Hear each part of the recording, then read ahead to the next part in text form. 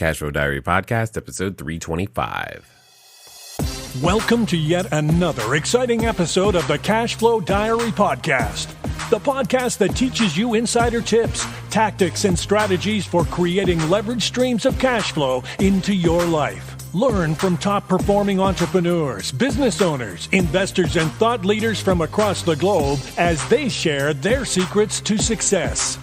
Like what you learn on this and other Cashflow Diary podcast episodes? Go to learninvestingnow.com and sign up to receive powerful tips and information that will help you succeed as an entrepreneur and investor. Now, here's your host, investor, entrepreneur, business owner, educator, speaker, author, and master facilitator of Robert Kiyosaki's cash flow game, Jay Massey.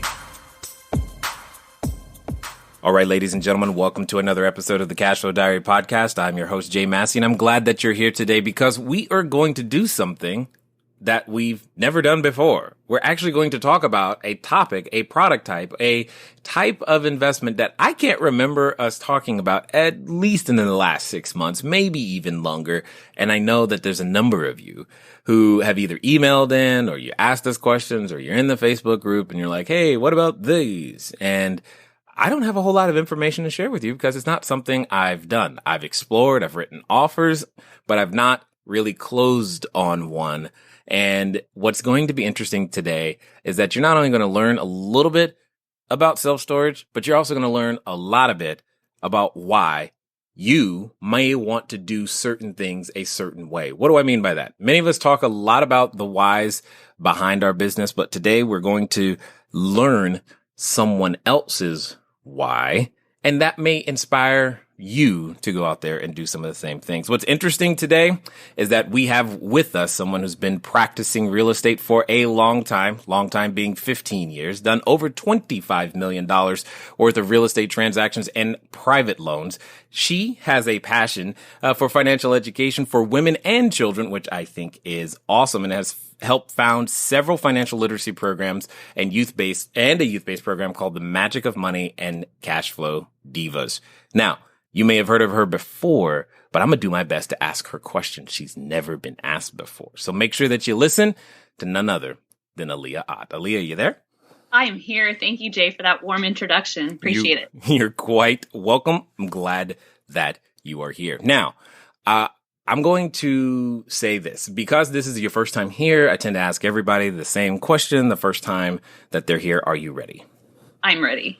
All right. I tend to look at today's entrepreneurs a lot like yesterday's superheroes. So, you've got Wonder Woman, Black Widow, you've got Batman, Robin, Supergirl, all of these people who are superheroes. And I think entrepreneurs and superheroes have a ton of things in common because occasionally we can think that we're going around, maybe we're flying around saving customers from themselves and providing our products and services. And maybe we actually think we actually have a cape on our back, and that's possible.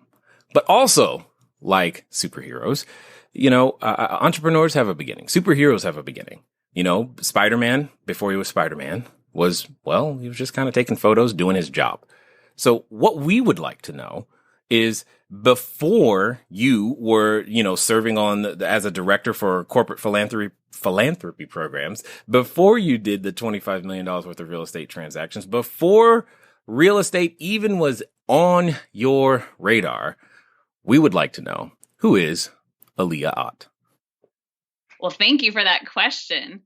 I guess going back to my childhood, really thinking about entrepreneurship, that was one thing that was a theme throughout my growing up years. Was really, it was a bit of a hustle. I loved to create little jobs for myself and empower myself to create my own income.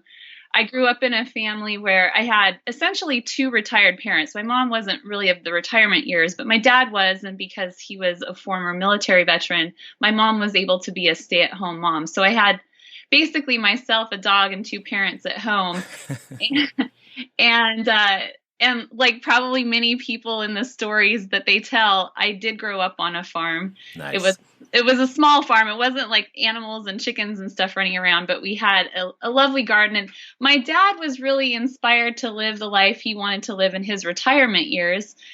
which he was lucky enough to do, which is garden and golf most of the days. So I was exposed to that as a child, and I was probably a little bit of an outlier when it came to where I grew up. I grew up in a small town, believe it or not, called Sweet Home.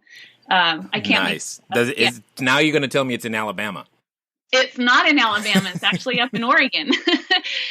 But it was a lovely place to grow up. A lot of, close-knit families.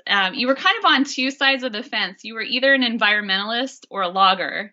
And so I was somewhere in between. I had the business mindset, but I also appreciated nature, and growing up, with the woods around me and the mountains kind of in the backdrop. It was a very beautiful place to live.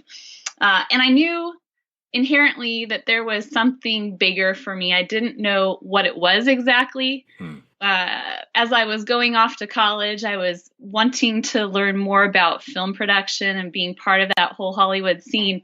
And I did. I pursued a college degree in film production, realized at the end of it, after going to Sony Studios and being part of that and the internships and everything, that Hollywood wasn't for me at all. So I did almost a 180. I don't know if this is exactly opposite of the whole Hollywood scene, but I got into corporate philanthropy. It was a bit of an evolution. There was some commonalities to it. I was doing digital media and filming things online and streaming video and whatnot. But I ended up going down this route of corporate philanthropy and really engaging in that whole mindset of supporting good causes that help other people. And I loved that. But I also knew that wasn't the end game for me. I knew that working a job for a nonprofit organization was not going to create financial freedom. So in tandem with all of what I was doing in my day job, I kind of had this night thing going on, the weekend warrior sort of throwing on the construction hat, going down to Home Depot, flipping houses, buying rental properties. I did that on the side until I was able to create enough cash flow to leave my job. Got it. So, okay. There's so much in what you just said, and I'm just trying to figure out where to even begin, because you would definitely be the first person to mention logging like ever. So I'm just like, okay. So I was beginning to think that that's how the real estate ideas came into play, but then you just took this, what seems to be this wild turn over to corporate philanthropy, and I'm just like, okay. I don't even understand that connection. Like, how did you go from did you just wake up one day and said, I know, I'll help corporations and their money? I mean, I don't even. No. I'm missing something. There wasn't really something magical about it. It was monster.com, really. Nice. She's like, I needed to eat. For like 3 months in between two jobs. And while I was in Europe, I posted my resume on monster.com, hoping to get a job by the time I got back home, which I did. I got hired by Cisco Systems up in San Jose. Mm-hmm. And the job that they had offered to me was in the corporate philanthropy department. So I wasn't pursuing philanthropy per se. I had this set of skills of being a director of digital media and things of that nature. And that's the position that they needed me to fill, was basically a program or project manager position for an organization called NetAid.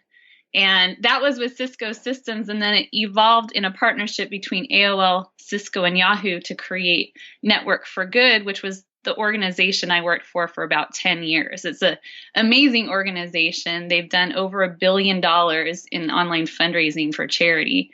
And I'm really proud to be, had been a part of that team, to been the creation side of such a big organization that's helped literally hundreds of thousands of nonprofit organizations. Got it. Okay. Now, now that makes now I understand the connection a little bit more. So were you just up late one night and you saw a commercial that you can make a lot of money in real estate and you say, hey, I can do this on the side? How did you get that spark? Where did that come from? It really came early on. I remember going to open houses with my mom. It was, we'd be out shopping or something on a Saturday afternoon, and I'd see an open house. So I'm like, oh, let's go take a look at that house. And I had the opportunity to kind of go check out different pieces of real estate. I also had the inspiration. My parents had a rental property growing up, and a lot of kids were jealous because I would go to Hawaii on vacation. But what they didn't realize was I was going to turn that property over to a new set of tenants. So Yes. I could see the ocean, but I was holding a paintbrush in my hand. Yes. I could see the ocean, but I couldn't play in it. Yeah. Once in a while, but really we were there to work. And so we were fixing things and painting and making sure the place was clean. And I knew that real estate was part of my future. I had a little bit of investment sense as a child, as a youth. My parents instilled in me good money habits, which I really appreciate. I think that's, again, something that is left out of our education system. And a lot of people, they learn their habits from their parents or by trial and error. And I was just grateful to have parents that taught me how to save, taught me a little bit about investing, and just by demonstration of that one property showed me, hey, real estate's a good thing to own. So I kind of credit that to my parents.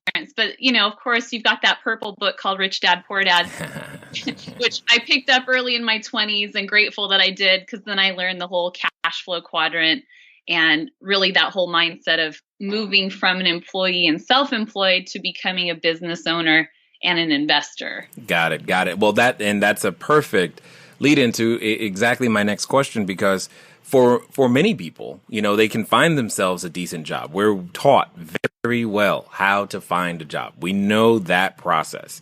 But you, in the background of having a job, you were building this other thing. And yet, just like every other superhero, there comes a point at which he or she realizes that, hey, I've got a special ability here. And when they realize they've got this special skill, they have to go, wow, am I going to use this for quote unquote good or evil? And am I going to go really full time and do this Spider-Man thing?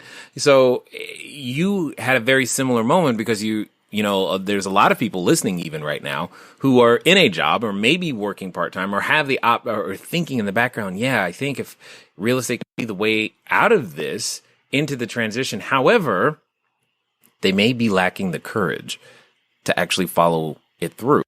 So my question to you is, when you were presented with that reality that, hey, this thing could be a full-time thing, how did you develop the courage to leave the familiar behind? Well, Jay, it felt like I was teetering like a little bird that has never flown before on the edge of the nest. And I had probably had about 6 or 7 years of investing experience at that point. But in all honesty, I wanted to have the model where my investments paid for the nonprofit work that I was doing, not the nonprofit work that I was doing paying for my investment. So I had to work through a number of, challenges during the early 2000s when I started investing to really fine tune my skills on that. And I did. I got some education. I took a number of classes right after the economy tanked. And I met my business partner in 2009, right at the end of 2009, beginning in 2010. I then did the 60-day challenge with a Invest Club for Women, which you may have heard of. Yeah, I have indeed. I'm sure you have. Hi, Iris. Go ahead. Hi, Iris. Iris is one of my favorite mentors, and she really got my business partner, Terri, and I together through accountability, kicked our butts to the 60-day challenge, learned how to assess properties better. And during that challenge, I got a really great cash flowing property out in Corona. It was a triplex under contract, and kept it. And nice. Because of that property, I was able to have enough cash flow coming in, not to completely replace my income, but to replace enough of it where I could pay all my bills. And I had a long enough runway with my savings where I could comfortably take off like an airplane. You're going down the tracks and you have only so far to go before you have to lift off, right, and take flight. And that's what I did. Like I was going to say, I felt like this little baby bird at the edge of the nest who's never flown before. I've always had a job. I've always had some sort of safety net. And at some point, you just got to go. You got to jump. And it's a little bit clumsy at first. It takes a while before you finally get all that air underneath your wings and you can soar like the birds in the sky. Yes, indeed, indeed. So I guess then the question becomes, for a lot of people, they want that experience that you're describing. What would you say contributed to your ability to actually build up enough momentum and have the confidence to go full throttle? It was a number of things. It was education. So really understanding the investment opportunities. And I love education, but there's a point at which you have to pull the trigger and start taking action, which is why we named our company Investors in Action. Got it. So I was pulling the trigger here and there on different deals, building up my cash flow. I don't think it's wise necessarily for people just to leave their day job, never having any experience, and then not having any savings or anything to fall back on. I think it's wise to develop a little bit of a portfolio before you go full time. So I was prioritizing my time. I got rid of the television. I was really focused on making this happen. And especially at that point in the downturn in 2008, I knew something special was about to happen. It was about to create the biggest opportunity for real estate investors that were prepared.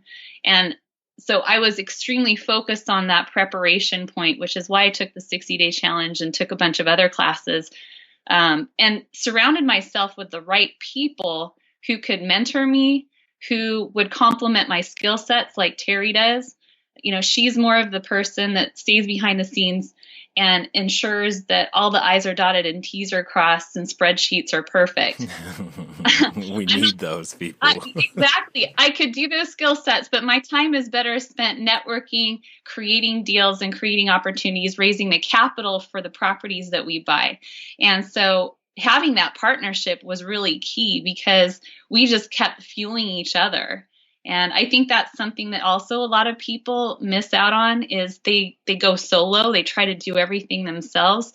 And that's not really a smart approach. No. I'll rephrase that for you. It's stupid. Don't do it. That's what she was wanting to say, but not trying to, was looking for the politically correct way of saying it. I can say it. Yeah, don't do it that way.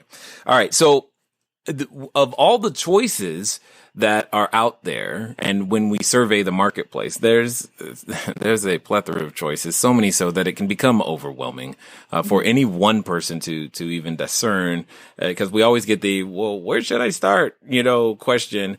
You've carved out a spot for yourself inside of the whole self-storage facility or self-storage niche, if you will, when it comes to real estate. Now, before we start talking more about self-storage, I often tell people that when you're going to begin any business, regardless of the business, you need to answer 5 questions, and you need to answer them in this order. The 5 questions are none other than why, what, when, who, and how. And chief among them, the reason why your business may or may not be succeeding is because you didn't answer the question of why. So I ask you, Alia, why self-storage? Okay, so you know that why is one of the important questions. In fact, there are 5 questions that you should ask anytime you're starting a business. It is why, what, when, who, and how. And when you answer those questions in that order, you'll probably have a better business than if you don't. Again, that was why, what, when, who, and how. Why is the most important question, and it empowers and gives you the strength to do all the others. But what's really key for you to understand is that if you are clear on your why, so will be your team, so will be your capital, so will be your business purpose. It will make it easier for you to go out there, build your business, and make things happen. You'll know when to buy, when to sell, and why you're selling and why you're buying.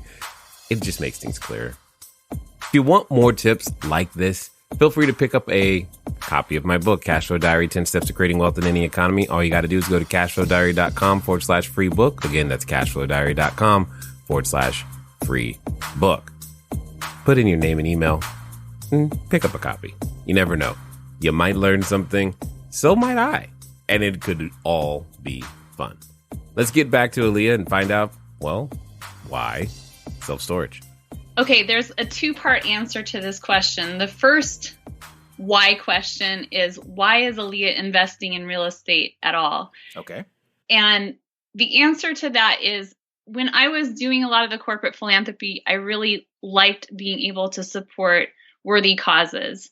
And I realized as an employee, I would never make the mark on the world that I wanted to make, that I could if I had cash flow coming in and I had more time freedom to give to the causes that I cared about. So that was my philosophical why. Okay, that makes sense. Yeah. Why I chose self-storage, it was, again, a bit of an evolution. I did the rentals, I did the flips, we did private lending. I dabbled in notes for a little bit and got myself out of that as far as non-performing notes. We fell into self-storage, and we fell into it this way. We were doing private loans on fix and flip transactions. And I got a request for a loan on a self-storage property with a friend who I already owned a property with. So Al came to me and said, "Hey, Alia, I need a couple $100,000 to close this transaction that's closing in a few weeks. Can you help me out?" And it was one of those moments where Terri and I had already discussed getting into commercial properties.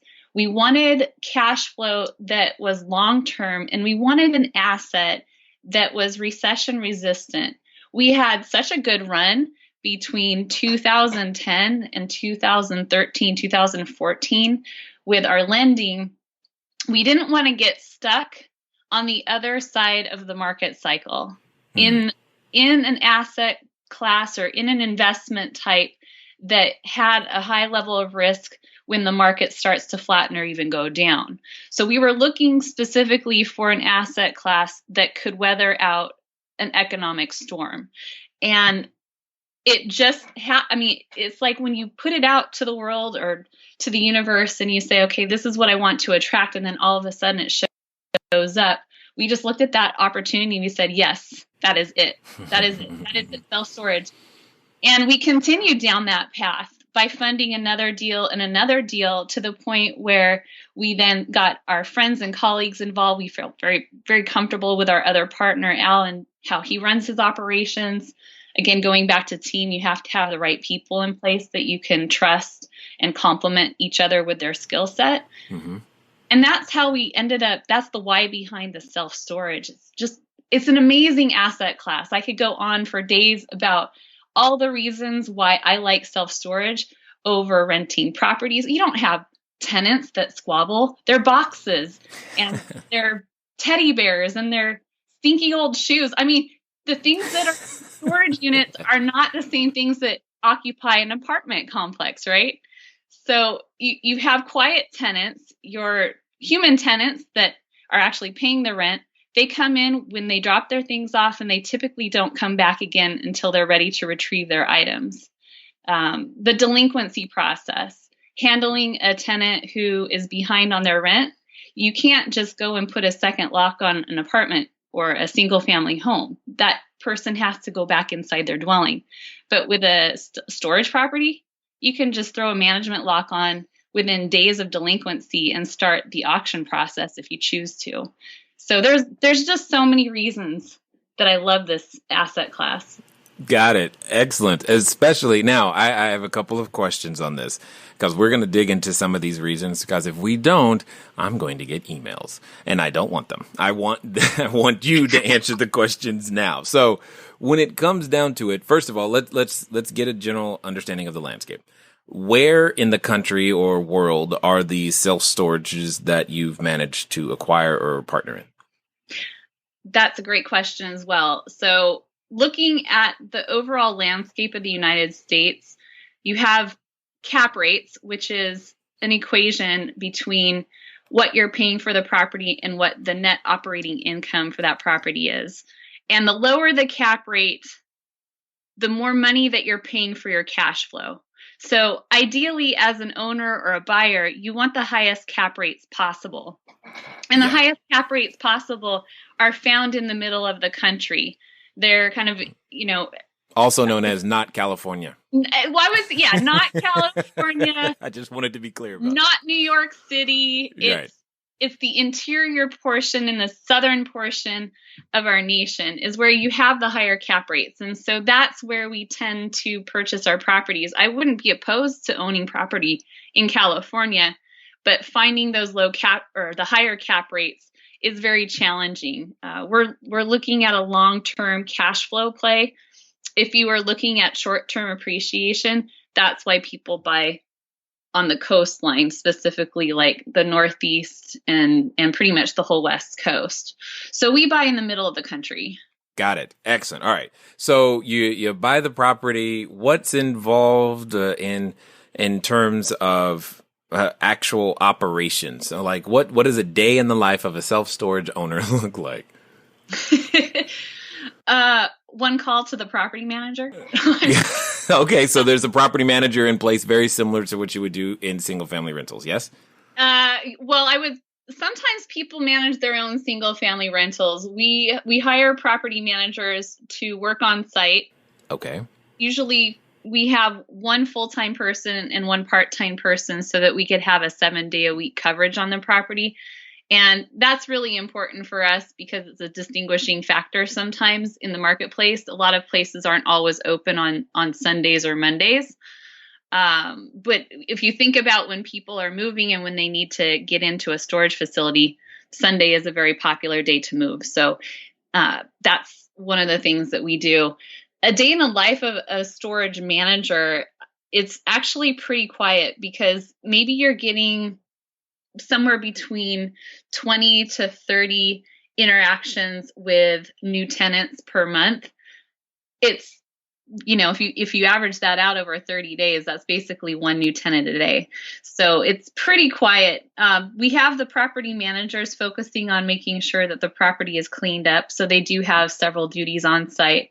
From behind the scenes, we're really focused on how do we attract as many tenants as possible. And a lot of what we do is focused on online advertising, which is not something we're buying a lot of properties from mom and pop sellers who've owned the properties since the 80s or 90s. And many of them don't even have a website. Right. And we're targeting lower occupancy properties. And the reason why they're low occupancy is because they missed the Google boat. Right. Exactly. They're not understanding that really about half of their potential tenants are coming from an online Google search. And if you're not pulled up in those search results, either through an aggregator that pays for those top 3 advertising spots, or if you're doing SEO marketing to get up in the non-paid rankings, then you're really just not being seen. And that's so important. Indeed. Now, the person that's on site, so that I'm clear, is that an employee of your company, or is this a third-party company that, so should we be looking for a third-party company, or is this a person that we're training internally? Well, for anybody who's listening, there's really 2 paths that you can take. There are a number of companies out there that will jump in and help you manage a storage property. And we choose to hire our own employees and train them the way that we want them trained. It reduces our overall cost to do the property management. There's no additional fees that we have to pay a separate company. But there's pros and cons to both. I think if you're just getting started and you're a little bit nervous about maybe buying an out-of-state property, hiring a company who's been around the block a number of times and has systems in place is not a bad way to go. Indeed, it makes perfect sense there. So typically, what is that I know that in certain marketplaces we can expect to pay a percentage of income for that particular type of service. What does that typically look like for the self-storage company that provides these things? For a company that provides the services, I'm not really sure because we've never hired one. I'm guessing they're probably about 10%. Okay, got it. Maybe a little bit more because they're providing. It depends on if they're on site or if they're just kind of on call. Got it. Yeah. So, all right, I get that the tenants are, we'll say, relatively quiet. They don't really move a lot, and you don't have a lot of day-to-day operations and whatnot. So let's talk about the other side, because there's always another side of the story when it comes to self-storage. What would you say are some of the challenges when it comes to operating and or owning one of these that we definitely not aware of at the moment? I think one of the greatest challenges that storage property owners in particular have to deal with and have to manage very carefully is the auction process. Because you're auctioning somebody's valuables off, there's a specific process that you have to go through, and every state has its own laws around it. I think there's only 2 states that don't. So in managing that process, you have to ensure that you're not having your property manager go in and move the items that are inside the unit. They basically have to roll up the door, take a picture, and we like both of the property managers to be present when this happens. One who's recording the whole process and the other one who's actually taking the action of undoing the lock. And that's for their own security as well as ours to manage that process correctly. We also have to send out delinquency notices to the tenant who's behind in rent. We attempt to locate them, however, they have provided us information for. And then if you know that the person is deployed on military leave, you cannot auction their items off. So if you have an inkling that this person is in the military and they're out on duty, you really have to be careful with that type of tenant. So that's where most storage property managers see liability issues, is in not handling that auction process correctly. Interesting. And are there any concerns with security at all with some of these facilities? Is that ever a challenge, or is that relatively simple to handle? You don't want to buy properties in war zone areas for sure, because you could have issues with that. I think in the years that we, including Al, so he's owned storage properties for almost 10 years, I think we've dealt with 1 or 2 break-ins. And we have the information on video camera, thankfully. So that's one key thing that you'll want to take a look at is security cameras, making sure you have security cameras in place. If the property we buy doesn't have them, we usually install them within the first 6 months of ownership. And what else is nice about that is not only can you see what's going on with maybe tenants or people that are, creating some mischief on your property, but you can kind of oversee what's going on with your property manager too. we acquired one property where the weeds were super high, and we, put it on their list, cut the weeds.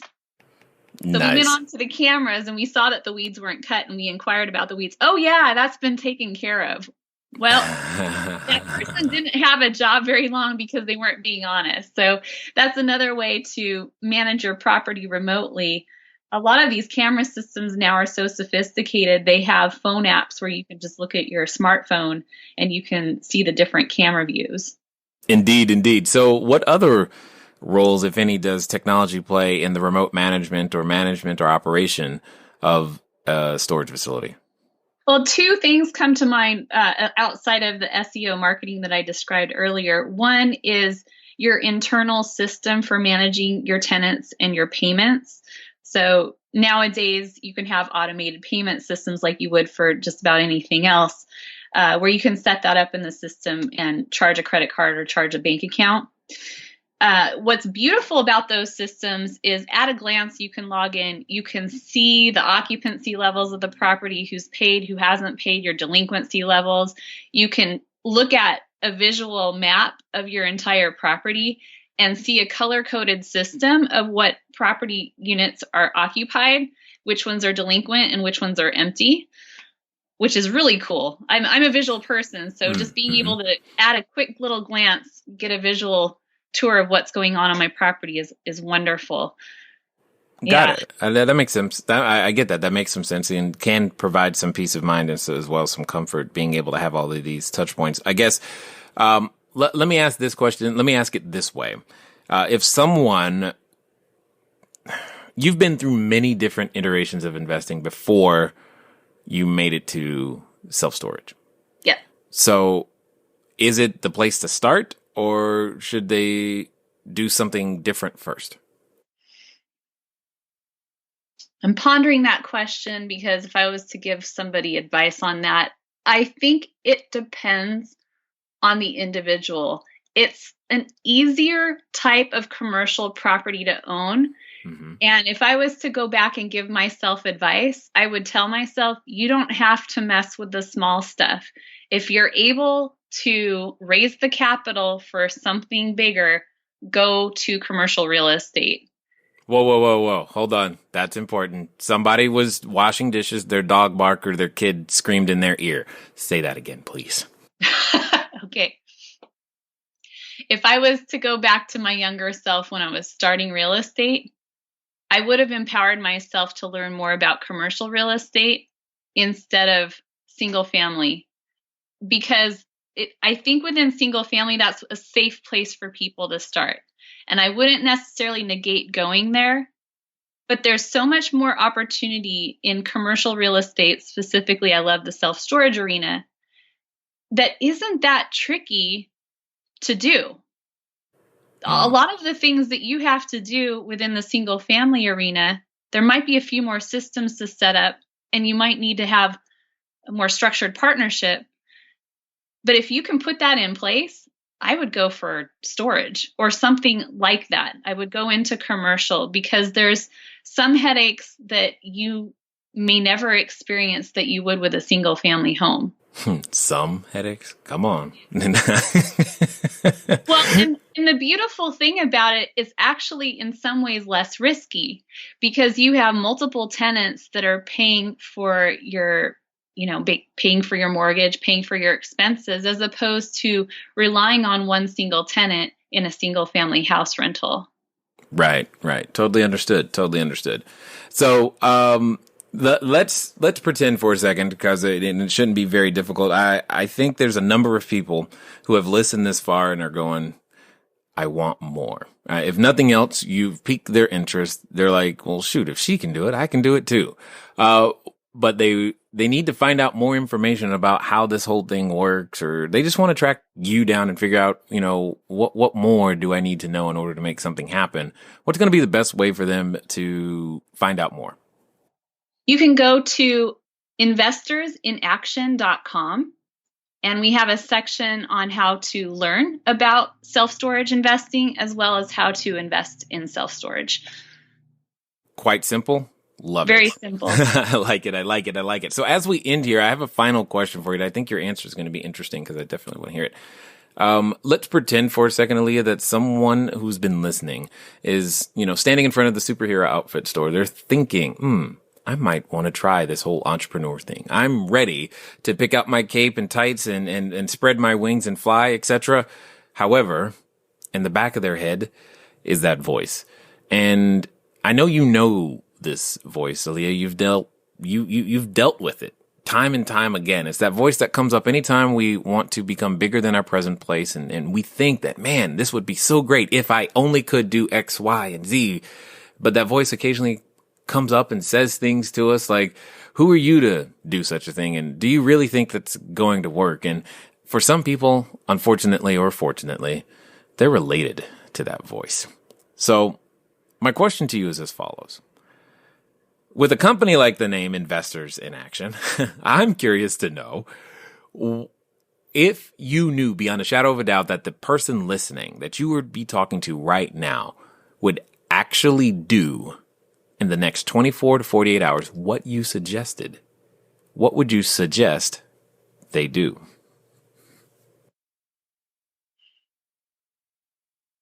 This is going to be a long pause. That's fine.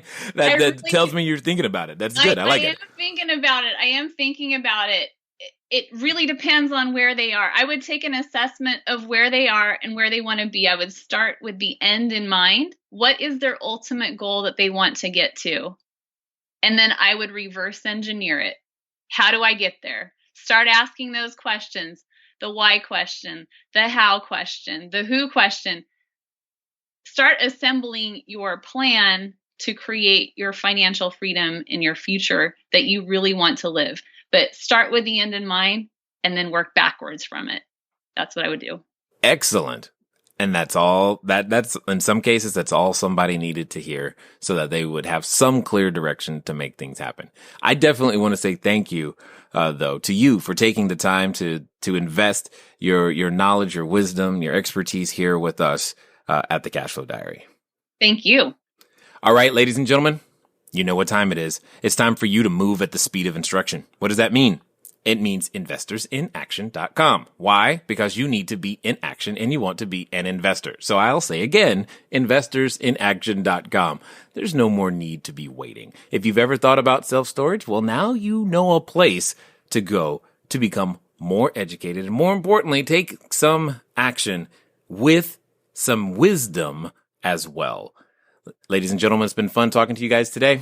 I look forward to talking to you soon. Until next time.